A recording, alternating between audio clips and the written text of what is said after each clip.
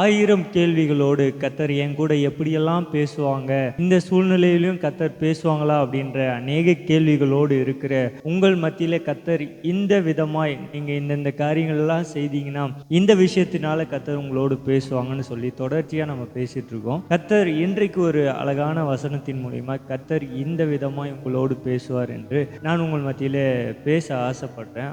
அவர் கிருபை என்றும் உள்ளது. கர்த்தர் நல்லவராய் இம்மட்டுமாய் இதுவரைக்கும் நம்மளை நடத்தின தேவன் அவருடைய வார்த்தையினால தான் நடத்துறாங்க. வேற எதுலையும் நம்மளை நடத்தல என்பதை நான் விசுவாசிக்கிறேன். நீங்களும் விசுவாசிப்பீங்கன்னு நினைக்கிறேன். அவருடைய வார்த்தை மட்டும்தான் நம்மளை பலப்படுத்தும். அவருடைய வார்த்தை மட்டும்தான் நம்மளை தைரியப்படுத்தி நடத்தும். அவருடைய வார்த்தை தான் நம்மளை அடுத்த கட்டத்திற்கு கொண்டு போகும். யோவேல் தீர்க்கதரிசியின் புஸ்தகம் 2வது அதிகாரம் 28வது வசனம் நான் அதை உங்களுக்காக வாசிக்கிறேன். அதற்கு பின்பு நான் மாம்சமான யாவர் மேலும் என் ஆவியை ஊற்றுவேன். அப்பொழுது உன் குமாரரும் உன் குமாரத்திகளும் தீர்க்க தரிசனம் சொல்லுவார்கள். உன் மூப்பர்கள் சொப்பனங்களையும் உன் வாலிபர்கள் தரிசனங்களையும் காண்பார்கள். ஊழியக்காரர் மேலும் ஊழியக்காரிகள் மேலும் அந்நாட்களிலே என் ஆவியை ஊற்றுவேன். இந்த வசனம் அப்போஸ்தலர் நடபடிகள்ல நிறைவேறினதை நம்ம அழகாய் நம்ம வாசிக்கலாம். அப்போஸ்தலர் நடபடிகள்ல இது யோவேல் தீர்க்கதரிசியினால இஸ்ரவேல் ஜனங்களுக்கு கர்த்தர் தந்த ஒரு மிகப்பெரிய ஆறுதலான வார்த்தை. அந்த நாட்கள்ல சிறையிருப்பிலையும் அந்த நாட்கள்ல பலவிதமான கஷ்டத்திலும் இருந்த இஸ்ரவேல் ஜனங்களை நோக்கி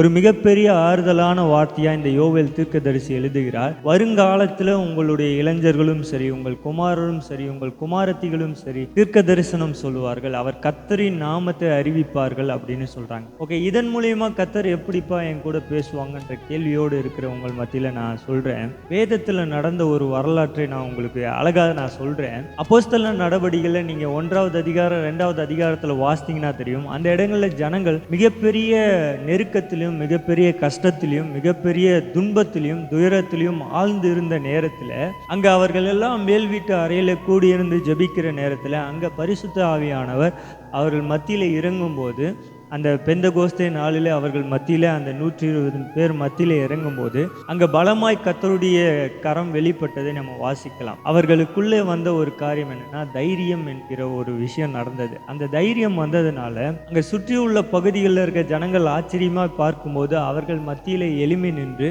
பேதுரு இப்படி பிரசங்கம் பண்ணுகிறார். இயேசு கிறிஸ்துவை குறித்து அதிகமான வரலாற்றை அங்க பேசுகிறதை நம்ம வாசிக்கலாம். அந்த ஆவியானவர் வருகிறதுக்கு முன்னாடி அவர்கள் எல்லாருமே மிகப்பெரிய கஷ்டத்திலையும் மிகப்பெரிய துன்பத்திலையும் அடுத்த எதிர்காலத்தின் கேள்வியிலையும் இருந்த அவர்கள் மத்தியில இந்த ஒரு வார்த்தை அவர்களை தைரியப்படுத்தினது, இந்த ஒரு வார்த்தை அவங்களை திடப்படுத்தினது என்பதை நான் இந்த இடத்துல தெளிவாக உங்கள் மத்தியில சொல்றேன். இந்த வார்த்தையை தான் இந்த காலை வேளையில கர்த்தர் உங்களோடும் என்னோடும் பேசுகிறார் என்பதை நான் விசுவாசிக்கிறேன். Dreams and vision will become with God presence. அவருடைய பிரசன்னத்துல நம்ம உட்காரும் போது ஆவியானவர் தரிசனத்தின் மூலியமாயும் சொப்பனங்கள் மூலியமாயும் அவர் நம்மத்திலே பேசுகிறவராய் இருக்கிறவராய் காணப்படுகிறார். நீங்க யோசித்து பாருங்க, அப்போஸ்தலர் நடபடிகளிலும் சரி, அதுக்கு முன்னாடி பழைய ஏற்பாட்டிலையும் நம்ம வாஸ்து பார்த்தாலும் சரி, அநேகர் மத்தியில ஆண்டவர் தரிசனத்தின் மூலியமாய் பேசினார். சாமுவேல் தரிசனத்தின் மூலியமா ஆண்டவர் பேசினாங்க. எகிப்து ராஜாவாகிய பார்வோனோடு ஆண்டவர் தரிசனத்தோடு பேசினாங்க. யோசேப்போடு தரிசனத்தோடு பேசினாங்க.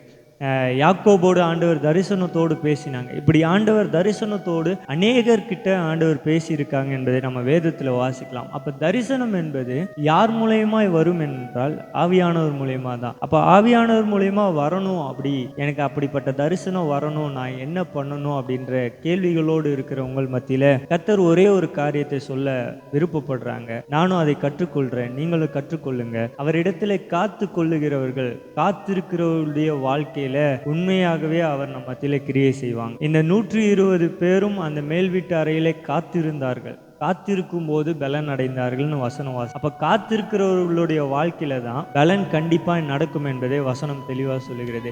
இந்த காத்திருப்புக்கு நான் இன்னொரு காரியத்தையும் நான் இதை ஆட் பண்ணிக்கிறேன், விசுவாசம். வரப்போகிற நாட்கள்ல நடக்கிற காரியத்தை எதிர்பார்த்து காத்திருக்கிற ஒவ்வொருவரும் அதை நான் விசுவாசத்துக்கு ஈக்குவலா நான் சொல்றேன். விசுவாசத்தோடு காத்திருங்க, நம்பிக்கையோடு காத்திருங்க. கர்த்தர் கண்டிப்பாய் ஒரு நாட்கள்ல நம்முடைய வாழ்க்கையில அற்புதங்கள் செய்வாங்க. அதர் வரைக்கும் நம்ம காத்திருக்கிறவர்களா இருக்கும்போது ஒரு புதிய பலனையும் ஒரு புதிய கிருபையும் தருவாங்க. உங்களிடத்துல தரிசனத்தோடு பேசின ஆண்டவரிடத்துல பொறுமையாய் காத்திருங்க. அந்த அந்த தரிசனம் ஒரு நாள் நிறைவேறும். ஒருவேளை ஆண்டவர் தந்த வாக்குத்தத்தம் நிறைவேறலன்னு காத்திருக்கிறீங்களா?